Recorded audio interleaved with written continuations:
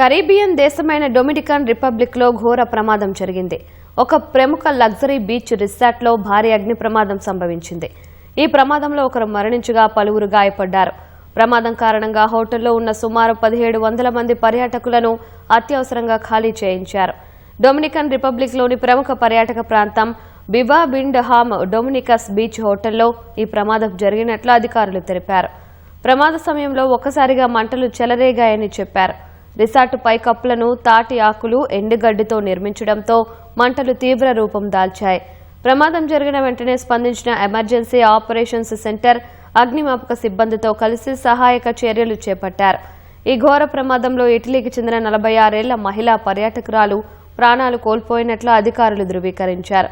ప్రమాదానికి గల కారణాలు ఇంకా తెలియరాలేదని, దీనిపై పూర్తిస్థాయి దర్యాప్తు చేపట్టినట్లుగా అధికారులు తెలిపారు.